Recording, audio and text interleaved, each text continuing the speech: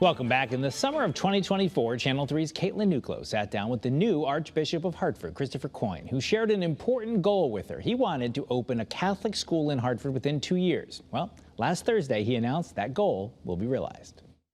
Catholic schools offer an opportunity for parents to make choices about where they want their children to go to school and what they want to be educated on. We don't educate children, we form children. And our outcomes are very, very good in all of our schools. Archbishop Christopher Coyne joins me this morning in Studio A. Welcome. Thank you. You mentioned this. As soon as you were elevated to this position in Hartford in the Archdiocese, you said this is something you wanted to accomplish. It was 2016 when St. Augustine's closed down and there was no longer a Catholic school in the city of Hartford. Why was it important to you to get that back? Well, it was out of my experience as a bishop, first in Indianapolis, where they had just a huge Catholic school system, and then also in the state of Vermont with a smaller system but good outcomes. Just seeing that our schools, in so many ways, gave opportunities for families to make choices into how their children be educated, and also to form them in a way that produces good outcomes for them and for their children. This is a big deal to have a new school, because so often, unfortunately, the stories about Catholic schools are closing or consolidating. To be able to make that announcement today, what did it mean for Catholics in Connecticut and the capital city? Well, people are just excited, and I'm so happy for the city itself.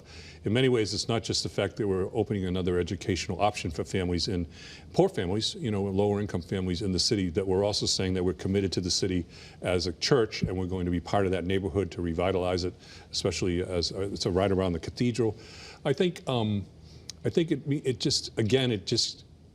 each family should have an option to something like this. It's just a good thing. You mentioned some of the families may be lower income. Talk about the tuition and how that's going to work if people are interested. Yeah, when I first mentioned this 2 years ago, I said I wanted to have a tuition-free school, but my chief financial officer had a heart attack and said, why don't we do the sliding scale school, which is basically pay what you can pay. And if a family can't afford to pay anything, then that should not be a barrier. It will not be a barrier to coming to our school. Let's talk about the location as well. Asylum Hill, right around the corner from the cathedral, which is important because it allows the children to attend Mass and things like that. Tell me about this building that you purchased. Well, the building is really a great building. From the outside, it doesn't look like much, but once you get inside, you realize that there's a lot of potential for our just retrofitting it for a school. The downstairs basement was a church, and it's wide open with high ceilings, and that's going to be very easy for us to turn it into our multi-purpose room, cafeteria, assembly room, and all that. And then the first floor is the walls are pretty much partitioned and they're not load-bearing, so there's a potential for us to be able to retrofit that first floor and be ready for next fall for our first pre-K through grade 2 schools. Yeah, let's talk about the logistics, because it's going to be sort of a rollout of grades, right? So next fall, certain grades are going to open? Right, pre-K, and then pre-K 3, 4, kindergarten, first 1 and 2. And that's getting the children started in the process and rolling along, and then we'll keep adding grades into the next year. It would have been taking us too long to completely roll out a whole K through 8, pre-K through 8. So this is a way of just making sure we do it and we do it well and successfully. We've already planned out 5 years, so we're not going to open unless we can keep ourselves open for at least the first 5 years to start, and that's where we're going to be, so that families don't have to worry about us pulling out the rug from underneath them. But I also want to say, it's open not just to Catholic children. It's open to any people who want to send their children to our school. We take care of all children. And if it means that we have a minority Catholic school, that's what we do. That's what we're there for. We're there for the children, to educate them and form them as good citizens as well. Tell me about that educational process. Obviously, there's reading, writing, arithmetic, but what's the educational standard if people aren't familiar with Catholic education? Our educational standard is really focusing on the basics and a lot of reading. No matter what course they're in, they're doing a lot of reading and just cognitive thinking, all that. Our school curriculum is the model for most Catholic school systems within the United States. They just have taken over the one that was developed here in Hartford and used all across the United States. But it's a real focus on basics. It's a real focus on getting children to a place where they're not only educated, but they're formed as inquisitive learners. I told you I looked at some statistics. 40 years ago, there were 5 million children in Catholic schools. Now it's more like 1.8 million. 12,000 schools is now about 7,000.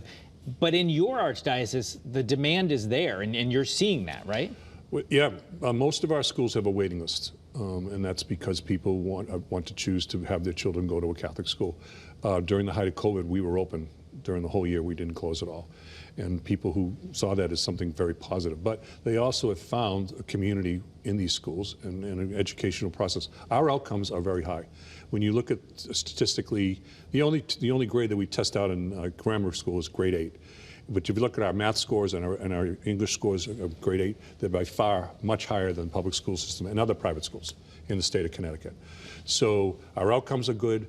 We're all about community. We're all about forming the whole child.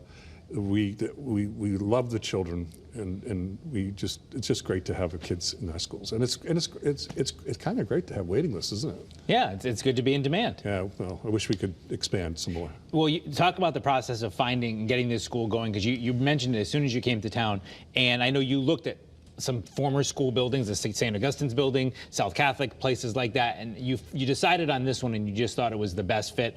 Should people who are just hearing about this announcement say, this is going to work? Well, we looked at the other buildings, but the reasons why they closed them in the first place and the reason why they're not being used now are the same reasons why we can't use them, because they would need so much work and so much retrofitting.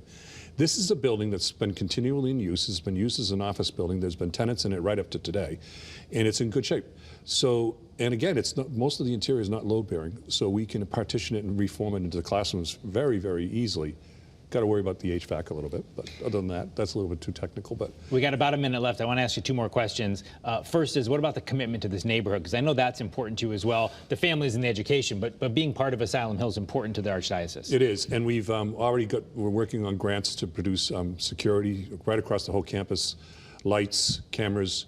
Also, we've already begun. We took down a whole bunch of scrub growth around the building, places where there's just dirt and also trash. I'm going to sit down with tomorrow for breakfast with the president of Hartford Insurance right across the street and engage with them and see what we can do. Maybe they'll let us run around in their lawn. Who knows? It's a nice lawn. Perfect. That's a good idea. And what about if people are watching today saying, Archbishop Coyne, I want to get my kid involved? How do they apply? How do they find out more? Do we know I think yet? right now we don't have an enrollment, but if you just send something to one of our info at email things on the webpage for the Archdiocese, just say I'd like you to I'd like to get our names in for the school. We'll start building that file right up. Perfect, and I'm sure you will be hearing from some folks probably tomorrow morning at like 9:01 a.m. I hope so. So let's just recap. Next fall, the pre-K plus kindergarten, first and second, grade 2. Through grade 2. So we're looking at basically 5 classrooms. And then each year you'll roll out another grade? Maybe third grade, of course third grade, and then maybe fourth grade, who knows? Depends on the demand, depends on whether we're able to complete the second and third floors. We're going to work on the first floor this year to get it done, and then we'll build up the schools. And the hope is to get to 8th grade someday? Oh yeah, we will. We will get to 8th grade. Well, you had said you will get a school open. It sounds like you're going to do it. It is. A year and a half after you got here. So Archbishop Coyne, thank you for being with us, and we look forward to hearing more as it progresses. It's great news. Thanks. Thanks.